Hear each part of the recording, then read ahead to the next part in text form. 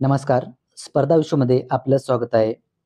आज आपण या व्हिडिओमध्ये नोंदणी व मुद्रांक शुल्क भरतीसाठी अतिशय उपयुक्त असा प्रश्नसंच घेणार आहोत. त्यामुळे हा व्हिडिओ तुमच्यासाठी नक्कीच फायदेशीर ठरणार आहे. व्हिडिओ शेवटपर्यंत बघायचा आहे. त्याचबरोबर तुम्ही जर या चॅनलवरती नवीन असाल आणि या अगोदरचे व्हिडिओ बघितले नसतील, तर आपल्या चॅनलवरती जाऊन ते सुद्धा व्हिडिओ बघून घ्यायचे आहेत. त्याचबरोबर या चॅनलला सबस्क्राईब करून ठेवायचं आहे, जेणेकरून नवीन नवीन व्हिडिओ आणि नवीन नवीन अपडेट सर्वात अगोदर तुमच्यापर्यंत पोहोचतील. चला तर वेळ वाया न घालवता व्हिडिओला सुरुवात करूया.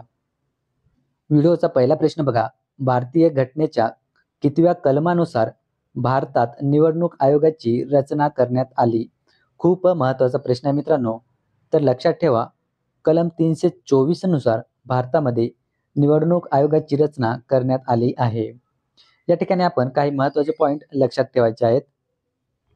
कलम 324 याविषयी काही महत्त्वाचे पॉईंट तुम्ही लक्षात ठेवायचे आहेत. तर बघा, भारतीय राज्यघटनेच्या कलम 324 हे भारतीय निवडणूक आयोगाच्या स्थापनेशी संबंधित आहे. या कलमामध्ये बघा, निवडणूक आयोगाचे कार्य, अधिकार आणि रचना स्पष्ट केली आहे.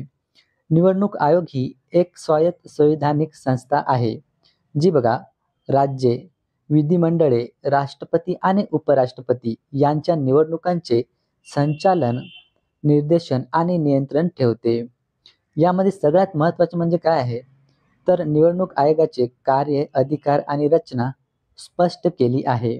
पण तुम्ही लक्षात ठेवायचं आहे. म्हणजे या ठिकाणी जर प्रश्न कसाही विचारण्यात आला, तरी तुम्हाला त्या प्रश्नाचे उत्तर योग्य प्रकारे देता येईल. त्यानंतर पुढे बघूया. प्रश्न 2 बघा. आंतरराष्ट्रीय न्यायालय कोणत्या देशात आहे? हा सुद्धा प्रश्न मित्रांनो महत्त्वाचा आहे. तर आंतरराष्ट्रीय न्यायालय हे नेदरलँड या देशामध्ये आहे. मित्रांनो बघा, या प्रश्नांची जर तुम्हाला उत्तर येत असतील, तर कमेंट बॉक्समध्ये उत्तरे टाईप करत चला. म्हणजे बघा, या व्हिडिओ बरोबरच तुमचं रिव्हिजन सुद्धा होत जाईल. प्रश्न 3 बघा. पदावर असताना मृत्यू पावलेले भारताचे पहिले पंतप्रधान कोण आहेत? बघा, पदावर असताना कोणते भारताचे पहिले पंतप्रधान मृत्यू पावलेले आहेत?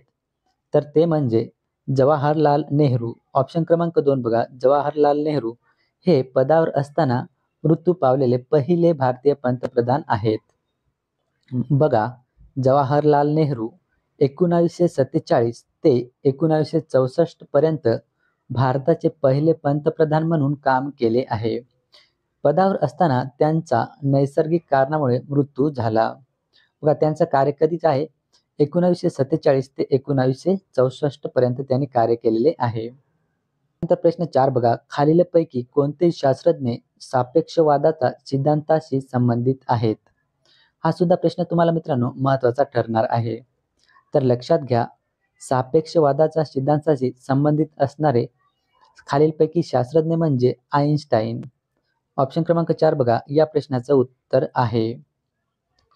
तर बघा, अल्बर्ट आइन्स्टाईन हे सापेक्षवादाचा सिद्धांत, ज्यामध्ये विशेष सापेक्षा आणि सामान्य सापेक्षता यांचा समावेश आहे, हा आइन्स्टाईनने विकसित केला आहे. त्यानंतर पुढचे होते ते म्हणजे बघा एडिसन. थॉमस अल्वा एडिसन हे विद्युत आणि सोनोग्राफ यांच्यासारख्या शोधांसाठी प्रसिद्ध आहेत. त्यानंतर पुढील बघा राईट बंधू. राईट बंधू हे विमानांच्या शोधक म्हणून ओळखले जातात. लक्षात ठेवा, विमानाचे शोधक म्हणून राईट बंधू यांना ओळखले जाते. त्यानंतर न्यूटन. सर आयझॅक न्यूटन हे गतीचे नियम आणि गुरुत्व आकर्षणाचा सिद्धांत यासाठी प्रसिद्ध आहेत. या ठिकाणी बघा, आपण चारही या शास्त्रज्ञांपैकी अधिक माहिती बघितलेली आहे. म्हणजे तुम्हाला यापैकी कोणत्याही शास्त्रज्ञाविषयी जरी प्रश्न आला, तरी तुम्हाला त्या ठिकाणी उत्तर देता येईल. त्यानंतर पुढे बघूया. प्रश्न 5 बघा. रातआंधळेपणा हा कोणत्या जीवनसत्वाच्या अभावामुळे होतो? तर या प्रश्नाचे योग्य उत्तर आहे अजीवनसत्व. ऑप्शन क्रमांक 2 बघा, अजीवनसत्व. रातआंधळेपणा हा जो आजार आहे, हा आजार अजीवनसत्वाच्या अभावामुळे होतो. प्रश्न 6 बघा. एखादे विधेयक अर्थविधेयक आहे किंवा नाही, हे ठरवण्याचा अधिकार कोणास असतो? तर हे ठरवण्याचा अधिकार लोकसभा अध्यक्ष यांचा असतो. 7 बघा, खालीलपैकी कोणते रशियाचे चलन आहे? तर रुबल हे रशियाचे चलन आहे.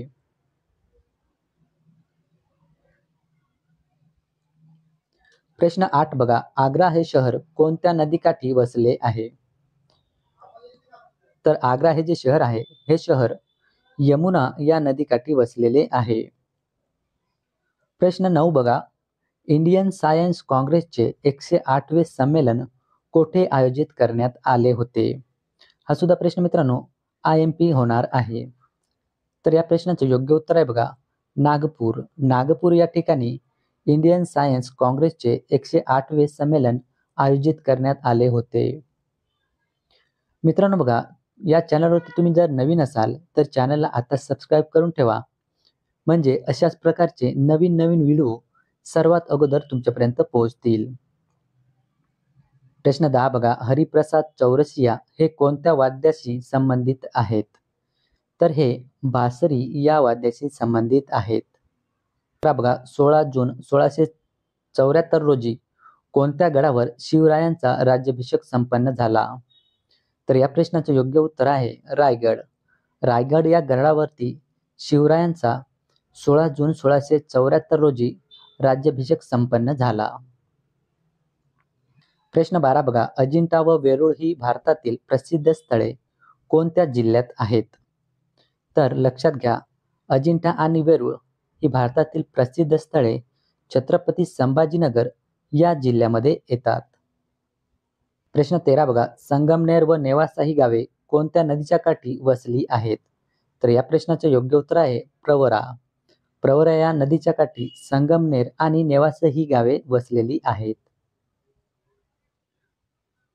प्रश्न 14 बघा, विशेषणाचा प्रकार ओळखा. रांगणारे मूल. तर याचं योग्य उत्तर आहे बघा धातुसाधित. हे कोणतं विशेषण आहे? तर लक्षात घ्या धातुसाधित. प्रश्न 15 बघा, कुनो नॅशनल पार्क कोणत्या राज्यात आहे? तर कुनो हे जे नॅशनल पार्क आहे हे मध्य प्रदेश या राज्यामध्ये आहे.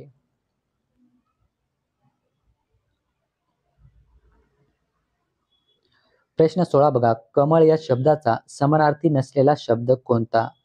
नसलेला शब्द लक्षात ठेवा. तर या ठिकाणी योग्य उत्तर आहे बघा वायस. वायस हा कमळ या शब्दाचा समानार्थी शब्द नाही. मग या ठिकाणी लक्षात घ्या, राजीव, सरोज आणि अंबुज हे तिन्ही शब्द कमळ या शब्दाचे समानार्थी शब्द आहेत. प्रश्न 17 बघा, लिंग ओळखा. बघा, साखरभात याचं लिंग कोणतं होईल? तर हे पुलिंगी आहे.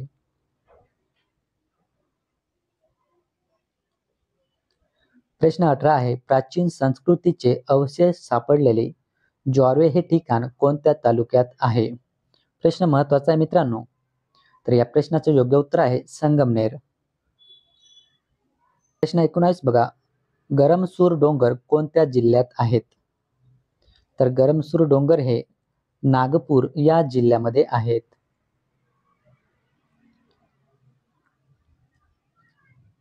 प्रश्न 20 बघा, महाराष्ट्रात उष्णकटिबंधीय निमसदाहरित अरण्ये कोठे आढळतात? तर महाराष्ट्रामध्ये बघा, मध्य महाराष्ट्राच्या डोंगर रांगेमध्ये उष्णकटिबंधीय निमसदाहरित अरण्ये आढळतात.